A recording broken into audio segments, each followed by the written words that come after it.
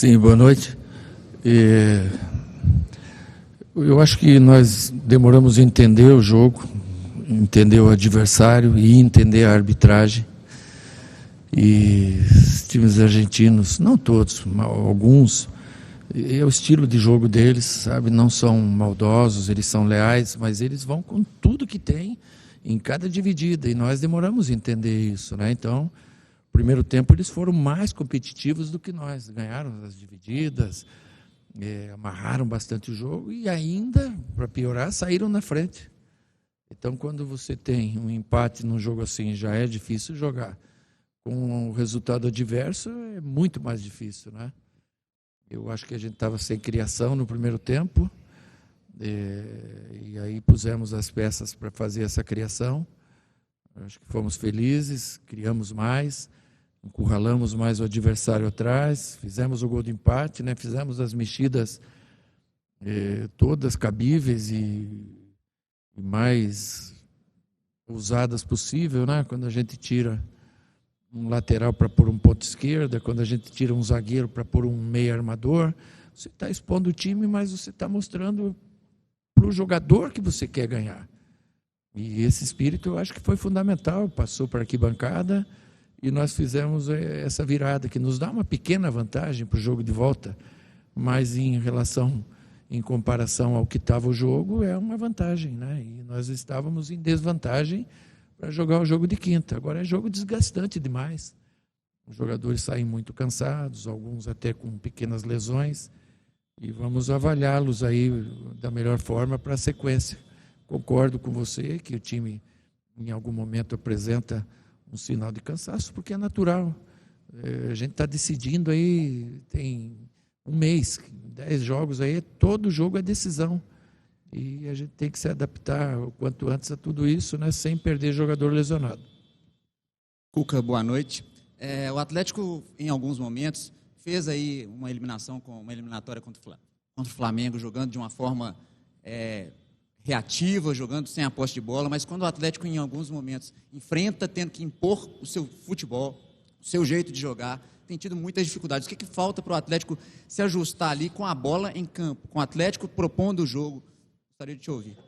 Mas propôs, né? Hoje você está jogando com um adversário dificílimo, as linhas bem justas, bem atrás, um time fisicamente muito forte.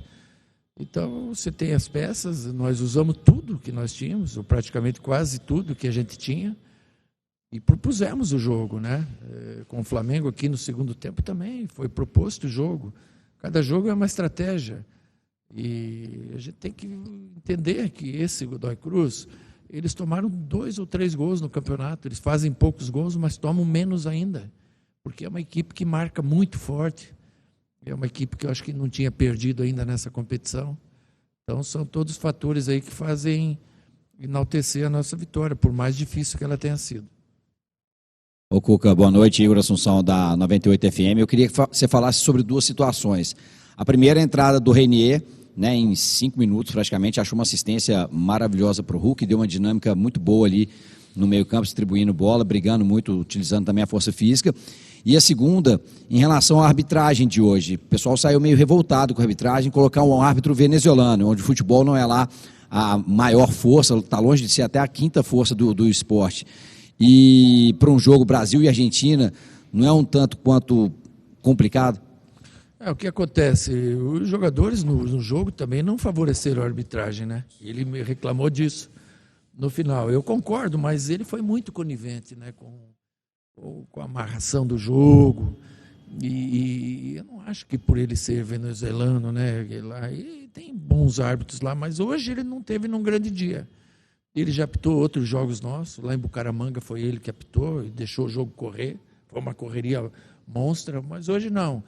Hoje ele não teve o pulso dentro do campo de comandar a partida, né? Ele foi quase que comandado durante o jogo todo, e o jogador dentro do campo sente isso. Quanto ao Renier, quando você está jogando assim, igual a gente está jogando, domingo e quarta, domingo e quarta, domingo e quarta, você não faz coletivo. Faz campo reduzido para quem não joga. Ele não fez um coletivo. Tá aí 4 meses que não jogava uma partida, não fez um coletivo, só campo reduzido. E a gente lançou ele no jogo, né? Na expectativa que ele pudesse colaborar. Ele colaborou, entrou forte no jogo aéreo, até na parte defensiva, naquele momento que a gente não tinha zagueiro, tirou bola, armou algumas bolas, deu o passe de peito para o Hulk fazer o gol, é bom. E aí a gente vai pegando, tendo mais alternativa também, e ele vai pegando confiança. Cuca, boa noite, Leandro Colombo do Tempo Esportes. Queria fazer duas em uma. Primeiro sobre o Alexander, se o fato dele não ter começado a jogar é uma opção tática ou se ainda não está ajustado fisicamente. E segundo, especificamente o Rony, jogador que até produziu antes da parada para o Mundial, depois aconteceu tudo que aconteceu. Para além do Rony pressionar a marcação, para além dele ser importante para arrastar essa marcação, o que na sua avaliação justifica a titularidade do Rony? Obrigado. O Alexander é um processo gradativo, né?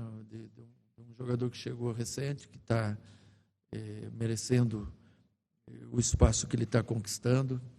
É um jogador que a gente teve que tirar do último treino também por um desgaste físico que ele estava apresentando. Então a gente tem que tomar cuidado, mas é um jogador pronto aí para ser lançado dentro da titularidade, dentro de uma gestão de grupo, dentro de uma coerência e de uma conquista do espaço gradativo como ele está fazendo. O Rony, você falou todas as características do Rony. Você falou que ele é rompedor, que ele marca muito forte, que ele é dinâmico. Às vezes tem uma outra partida que não dá tão certo, mas ele é importante, sabe? Então, tem dias que não vai fazer um grande jogo, tem outros dias que irá fazer jogos melhores, e assim é. E é assim que a gente tem que ter a confiança no jogador. Hoje o Coelho não estava fazendo um grande jogo na ponta esquerda. Ele estava fazendo o que o lateral queria. Quando ele veio para a lateral direita, ele foi praticamente uma válvula de escape nossa. Então a gente encontrou um espaço para ele dentro do jogo. É o que a gente tenta fazer com o Rony também. Cuca, boa noite, Thiago do canal Thiago de Araújo. Num recorte recente dos Jogos do Galo, a gente tem reparado que a escalação do time ideal tem sido feita sistematicamente, hoje foi feita, né? E não teve tanta inspiração no primeiro tempo. E as substituições têm acontecido também de uma forma mais recorrente. Eu consegui acertar 5 substituições e eu queria saber de você Acertou todas? Acertei todas. Vem trabalhar lá amanhã comigo, então. Isso aí. Se a gente parar para pensar nesses jogadores que estão entrando, na cabeça do Cuca já existe a possibilidade de um deles ser encaixado nesse time sido titular aí nesses últimos jogos? Obrigado. Sim, mas você não consegue ter um time titular, não dá. Porque o desgaste ele é tão grande de um jogo para o outro que você tem que ter 16, 17 jogadores titulares e ir usando eles conforme as necessidades para não estourar todo mundo. Então, às vezes o jogador ele está cansado, como diz o Mourinho, o jogador tem que jogar fresco, né? E às vezes não está ele com a condição ideal de jogo. E às vezes acontece isso e a gente tem que entender. No outro dia o jogador vai ter um rendimento melhor, né? Se ele está fisicamente bem, automaticamente ele vai ter mais força do que ele cansado, né? E cabe a nós aí entender cada jogo, cada história e escolher as melhores peças, as que estiverem mais descansadas também, oportunizando a todo o elenco jogar, né? Porque não tem outro remédio. Vai jogar domingo com o Grêmio, daqui 72 horas. Vai decidir lá com o Godoy, imagina, no campo menor aquele deles. Esqueci o nome? Hein? Feliciano Gambassi. Depois de lá, de quinta, você joga com o São Paulo no domingo, aí você vem para o primeiro mata-mata com o Cruzeiro. Então, são todos jogos difíceis, decisões. E a gente está decidindo desde o Mineiro, que a gente voltou dos Estados Unidos, não podia perder, e a gente está decidindo. O emocional também tem uma hora que pesa. E a gente está passando de fases, às vezes não joga assim, o melhor futebol, e os motivos são diversos, mas é importante que a gente está passando de fase e tem evoluído muito como time, e a gente tem feito a gestão de grupo da melhor forma. Boa noite, Cuca. Gabriel Pedroni, do canal Bica Galo. Cuca, eu queria que você explicasse a sua leitura de jogo para poder ter tirado o Scarpa no primeiro tempo e colocado o Igor Gomes. Qual que é essa grande diferença entre os dois atletas? E, mais uma vez, o Igor Gomes entrando muito bem na partida. Hoje, o que acontece? Quando você está num jogo desse perfil e você tem um volante, que era o Alan Franco, e com 2 apoiadores, que eram o Scarpa e o Menino, você tem uma trinca de atacantes como a gente tinha, o Hulk na direita, o Rony e o Coelho. Esses 2 meias, eles têm que apoiar, servir ao ataque, entrar na área, nos cruzamentos, e a gente estava baixando muito com eles 2, o Menino e o Scarpa. E se eles baixam muito, eles vão servir quem? Se eles têm que estar ali na frente. Então, foi essa a leitura que eu tive, e por isso entraram 2 meninos para fazer aquele trabalho, e fizeram. E eu acho que a partir dali a gente ocupou melhor os espaços do campo. Biel também teve a colaboração dele, principalmente no gol, numa arrancada, no cruzamento. Um jogo muito marcado, muito pegado, muito difícil de ser jogado. E a leitura foi essa. E depois a vinda do Coelho para a direita, porque ele já fez isso outras vezes comigo lá no Atlético Paranaense e fez bem. Teve um dia, um tempo atrás, aí que eu pus ele assim, e daí muita gente falou que o time bagunçou, né? E hoje eu corri o risco de bagunçar de novo e deu certo. Daí achamos uma posição ideal, ele fez o gol, fez jogadas importantes por ali e ajudou a gente a vencer. Boa noite, Cuca. Guilherme Gonçalves, Fã FM 91.7. O Galo é um dos poucos times do Brasil vivo em 3 competições. É um mérito, mas que gera um ônus prático. Você bateu muito na tecla da parte física. E hoje é uma vantagem mínima construída, mas você considera que é uma vantagem suficiente para, na perna de volta, no jogo de volta, o Atlético preservar alguns jogadores visando até a sequência? Eu acho que nós, o Fluminense, Botafogo, os 3, estamos em 3 competições. Vê quem ganhou fácil hoje. É 1-0 da LDU, Botafogo, é daqui 2-1, é pau a pau os jogos. Esses jogos é um país contra outro, não é um time contra outro. Envolve muita coisa. O Godoy Cruz não teve rodada no fim de semana lá para poder chegar descansado aqui. Eles têm essa condição, sei lá por quê, mas tem essa condição. A gente não. A gente tem que remar no Brasileiro para não acontecer o que aconteceu ano passado. Então é uma responsabilidade muito grande e a gente tem perdido pouquíssimos jogadores com lesão muscular, que é o que nos preocupa, né? Hoje o Lianco sentiu um pouco a perna pesada, a gente já o tirou, para não correr um risco de perdê-lo por mais tempo. A gente faz as precauções necessárias aí para poder ter o elenco todo à mão.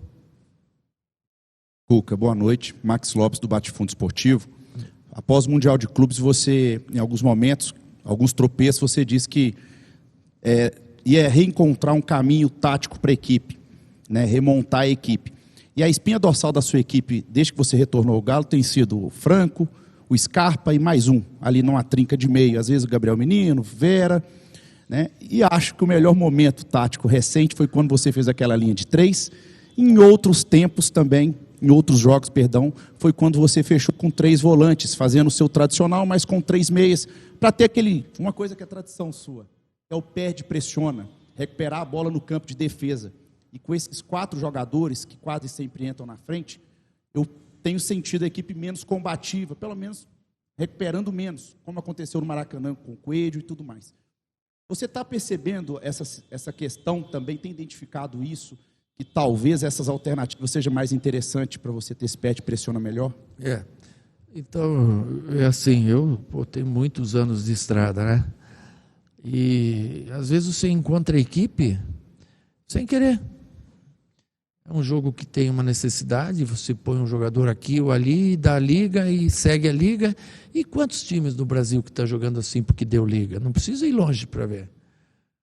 E daí você encontra a equipe titular. Eu não tenho vergonha de te dizer, eu ainda não encontrei a equipe titular. Por isso eu tenho mexido no sistema diversas vezes. A cada jogo uma história, mas daqui a pouco encontra aquele grande jogo, aquela partida que encheu os olhos de todo mundo, aí você vai dar sequência. Depende deles. Cuca, João Vitor da JTV. Primeiro, parabéns pelo trabalho hoje no jogo. Obrigado. E assim, a virada foi muito importante. E eu queria saber como que você, junto com o grupo, vai dividir a atenção, né, com o jogo de volta e o primeiro jogo de ida com a Copa do Brasil contra o nosso rival. Obrigado. E junto disso ainda o Grêmio e o São Paulo, né? Então a gente reúne amanhã com o jogador, com fisiologia, preparação física, entender o melhor processo que a gente tem entre sexta e sábado para poder escalar uma equipe forte para jogar com o Grêmio, que o Grêmio não jogou essa semana. Também vem pressionado em busca de um resultado. E a gente tem que fazer o melhor, escolher o melhor time, contando com o apoio do torcedor, que sem ele as coisas ficam muito mais difíceis para nós. Agora, eu não saberia te dizer assim, a equipe que vai jogar domingo. A gente vai ter que analisar bem, discutir bem, inclusive com os próprios jogadores, para escolher o melhor caminho. Fim da entrevista coletiva. Obrigado, gente. Obrigado, boa noite.